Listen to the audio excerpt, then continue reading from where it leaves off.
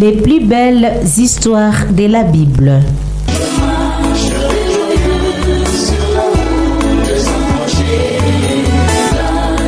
Les plus belles histoires de la Bible est une émission de l'Église catholique réalisée par le fils de Saint Paul.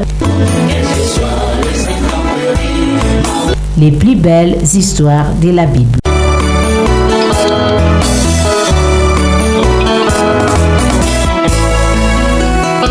Chers enfants, chers ados, chers internautes, chers parents, nous vous espérons en bonne santé par la grâce divine. Nous sommes au rendez-vous pour continuer avec vous la belle aventure, celle d'explorer ensemble les histoires de la Bible. Bienvenue à chacun et à chacune. Marie-Justine est au micro pour vous tenir compagnie. Chers enfants, chers ados, chers parents, à mes côtés, comme d'habitude, nous avons la novice Monique. Chers ados, chers parents, chers enfants, les Israélites qui, dans l'histoire de la foi passée, priaient Dieu, comme nous l'avions entendu, de les délivrer, que leurs enfants ne soient pas livrés au pillage, que les temples ne soient pas profanés ni détruits. Et le Seigneur a été attentif à leurs prières. Le Seigneur a vu leur détresse. Aujourd'hui, nous allons parler de la grande panique. Oh mon Dieu, il s'agit de la panique non pas seulement du côté d'Israël, mais aussi du côté de ceux qui voulaient attaquer le peuple d'Israël. D'une part, ils se rendent compte que les enfants d'Israël sont bien aimés de Dieu. Et si vous êtes bien aimés de Dieu, Dieu vous soutient, Dieu vous protège, Dieu vous défend et Dieu combat contre vos ennemis. Et d'autre part, selon les informations que ceux-là qui veulent attaquer le fils d'Israël ont reçu, ils pensent que les Israélites sont infidèles à Dieu et chaque fois qu'ils sont infidèles à Dieu, ils deviennent facilement attaqués. Alors cette panique partagée, chers enfants, chers ados, la sœur Monique, notre novice, va encore nous raconter cette histoire. Mais avant cela, nous allons saluer nos chers enfants et ados habituels. Nous saluons Abigail, nous saluons ses parents, nous saluons son oncle Jean-Marie Lunda qui nous facilite aussi le service. Nous saluons tous ses amis et en ce moment qu'elle est en congé, qu'elle se repose, qu'elle reprenne les énergies pour recommencer l'année prochaine en beauté. Nous saluons Patricia et ses parents. Nous saluons aussi Milka et ses parents, pourquoi pas. Saluer aussi tous les parents qui suivent ces émissions dont nous avons toujours des échos favorables, surtout de la part des parents. Alors, chère Monique, dites-nous l'histoire que vous allez nous raconter, la grande panique. C'est quoi cette grande panique? Et puis vous tirez cette histoire dans le livre de Judith, bien sûr, puisque nous continuons avec les livres de Judith, mais dites-nous quel chapitre et quel verset, ma chère? Comme vous venez de le dire, la grande panique que nous trouvons dans Judith au chapitre 5 du premier verset au chapitre 7, le 32e verset. Vous voyez, du chapitre 5 au chapitre 7, pratiquement nous prenons 2 chapitres. Alors je profite de cette occasion pour rappeler aux parents, aux ados et aux enfants, le fondateur de notre congrégation, le bienheureux Jacques Albérionnet, nous a légué une richesse puisqu'il nous recommande de lire la Bible. Il dit: vous ne pouvez pas passer sur cette terre sans avoir lu au moins une fois la Bible tout entière dans votre vie. Alors voilà pourquoi nous nous sommes assidus à ces émissions, puisque nous voulons que les enfants parviennent à lire toute la Bible avec nous, du début à la fin. Voilà. Depuis que nous avons commencé, il y a 4 ans déjà, donc nous avons parcouru quand même pas mal de livres, mais vous savez que la Bible est une bibliothèque. Il y a tellement de livres à découvrir petit à petit. Alors ma chère, racontez-nous cette histoire belle, mais ça fait aussi un peu peur puisqu'on parle de la panique. Et moi, je ne veux pas paniquer. Dites-nous un peu. Holoferne, informé que les Israélites se préparent au combat, entre dans une violente colère et se renseigne sur les Israélites. Achior, le chef des Ammonites, lui raconte toute l'histoire.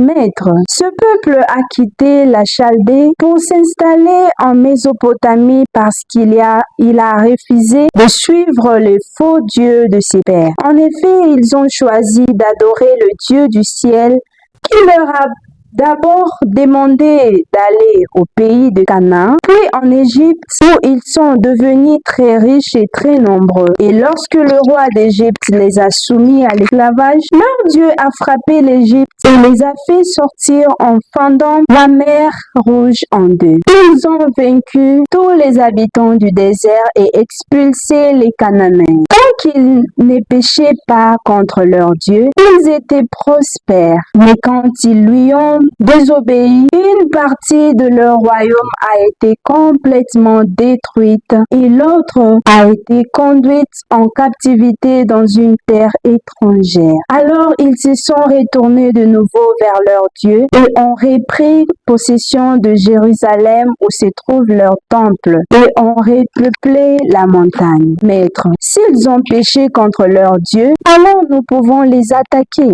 Autrement, abstenons-nous. Les notables d'Holoferne et tous les habitants sont furieux contre Achior et ils veulent les réduire en bouillie. Holoferne l'humilie publiquement en lui disant: « Qui es-tu pour nous dissuader de conquérir Israël? Prétends-tu que leur Dieu les protégera? Qui donc est Dieu hormis le roi d'Assyrie? C'est lui qui va envoyer sa puissance et le faire disparaître de la surface de la terre. Et ce n'est pas leur Dieu qui les sauvera. » Holoferne ordonne à ses gardes de saisir Achior et de le livrer aux Israélites. Osias, fils de Miché, de la tribu de Siméon, le chef des Israélites, interroge Achior devant l'assemblée. Prenant la parole, Achior les informe des décisions d'Holoferne. Alors le peuple se prosterne, adore Dieu et crie d'un même cœur: « Seigneur, considère leur orgueil démesuré et prends en pitié l'humiliation qu'ils nous font subir. » Durant toute la nuit, ils implorent le secours de Dieu. Le lendemain, Holoferne ordonne à toute son armée d'occuper les chemins de la montagne et d'engager ainsi la guerre contre Israël. Puis quelques proches d'Holoferne s'approchent de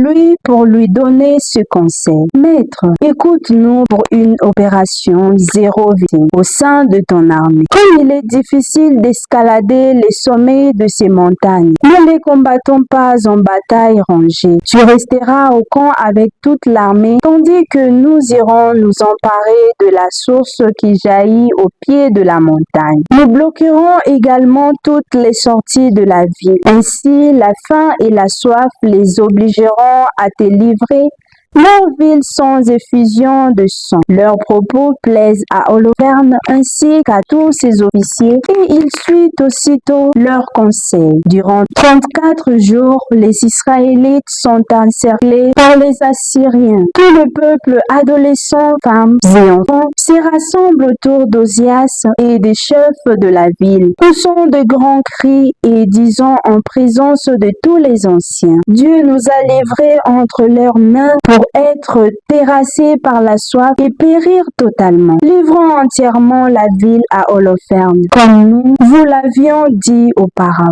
Osias leur répond: « Courage, frères, tenons encore 5 jours. D'ici là, notre Dieu viendra sûrement à notre secours. Passé ce délai, je suivrai votre conseil. » Chacun retourne chez lui et le pays est plongé dans une profonde consternation. Oh là là, le pays est plongé dans une profonde consternation. Et pourtant, là-bas, il y a Osias qui ose quand même. Il s'appelle déjà Osias et il ose dire: « Courage, frère, tenons encore 5 jours. D'ici là, notre Dieu viendra sûrement à notre secours. » Quelle confiance en Dieu. En tout cas, merci beaucoup, chère Monique, pour cette histoire à la fin qui donne une espérance. Cette année, c'est l'année de l'espérance. Quoi qu'il en soit, quoi qu'il arrive, essayons toujours d'espérer. Et voilà, c'est à quoi Osias nous invite. Alors, je crois qu'on peut donner la parole aux enfants si vous êtes d'accord, n'est-ce pas? Bien évidemment. Ok. Alors, nous donnons la parole aux enfants, à Milka, Patricia et Abigail. À vous la parole. Israël refuse de suivre les faux dieux. Il choisit d'adorer le Dieu du ciel, le vrai Dieu, l'unique Dieu. Je crois que le peuple d'Israël a trouvé la force dans la prière. Il a bien fait. Dieu seul est au-dessus de tout. Oui, Abigaël. Mais lorsqu'ils péchaient ou ils désobéissaient à Dieu, ils étaient complètement vaincus. Opherne a humilié Achior qui lui a dit la vérité sur les fils d'Israël, alors que c'est lui qui avait demandé des informations sur eux. C'est bien triste. Mais as-tu vu, Patricia, Dieu a pris la défense d'Achior. On pensait les livrer à l'ennemi. Il est pourtant bien accueilli par les Israélites qui ont reconnu son innocence, sa véracité. Bien que le peuple d'Israël se sente menacé et découragé face à un mauvais plan de l'Opherne, eux suscitent Osias pour redonner force au peuple. Osias continue à compter sur Dieu qui prendra la défense du peuple. Merci beaucoup, chère Abigail, chère Patricia et Milka. Merci aussi à vos parents qui vous soutiennent dans cette lutte pour continuer à annoncer la parole aux enfants. Maintenant, avant de dire ce qui est important à retenir, je m'en vais quand même un peu donner un petit résumé. La panique du côté du général de l'armée assyrienne qui apprend que les Israélites se préparent à la guerre et aussi ils vont pas se laisser faire. Il apprend qu'ils ont fortifié leurs montagnes, fermé les défilés et disposé des pièges dans le plaine. Les chefs de l'armée assyrienne interrogent ses officiers et ses chefs sur les peuples qu'ils sont sur le point d'affronter. Et là, il apprend que ce peuple-là, lorsqu'il obéit à Dieu, il est fort. Lorsqu'il désobéit à Dieu, il est faible. Alors, c'est ce peuple et surtout en particulier le peuple juif. Alors, il cherche à comprendre leur identité, leurs coutumes et leurs forces afin de mieux se préparer pour les attaquer. Les Israélites, ils sont pour le moment désespérés. Lorsqu'ils rentrent dans leur maison, je crois qu'ils vont continuer à implorer leur Dieu. Et il n'y a pas longtemps, dans la liturgie du jour, justement, on venait de lire aussi comment Dieu a fait sortir le peuple d'Israël de l'Égypte. Et donc, cette bataille n'a pas commencé. Maintenant, ça a commencé depuis longtemps. Mais au bout de quoi, on voit que Dieu est toujours vainqueur et son peuple est toujours vainqueur. Alors, dites-nous maintenant, quel est pas le verset important, d'abord, ce que les enfants peuvent retenir. Chers enfants, chers auditeurs et auditrices, ce que vous devez retenir est décourager le peuple dans sa grande majorité demande à Osias d'accepter de se soumettre aux Assyriens. Heureusement qu'Osias croit toujours que le Seigneur est encore capable de les sauver. Et la question, es-tu de ceux qui croient que le Seigneur peut les sauver jusqu'à la dernière seconde? Pourquoi? Quelle belle question! Es-tu de ceux qui croient que le Seigneur peut sauver la situation à la dernière seconde? Moi, je suis parmi ceux-là qui croient, puisque j'en ai quand même l'expérience aussi. Alors, le Seigneur peut sauver. Je crois que, comme on dit toujours, tout dépend aussi de la qualité de notre foi. Si nous y croyons, c'est possible. Et vous y croyez, vous qui posez la question aux enfants, est-ce que vous y croyez? Je crois oui. Ok.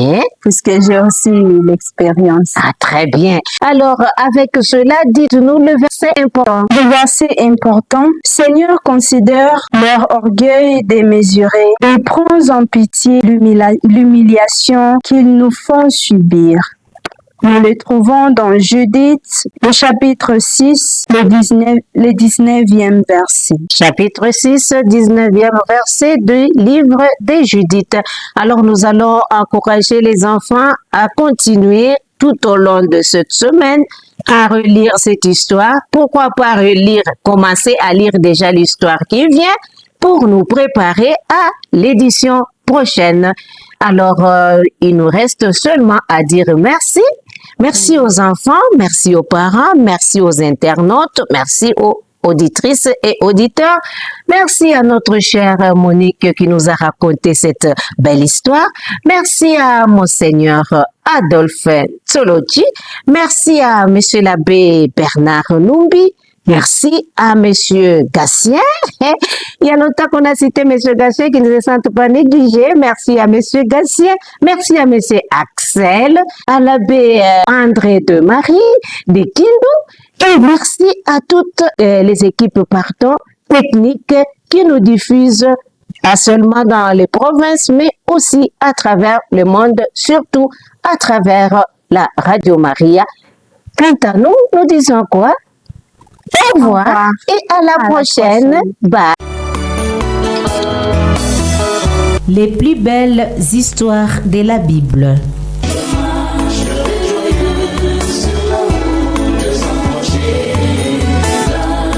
Les plus belles histoires de la Bible est une émission de l'Église catholique réalisée par le fils de Saint Paul.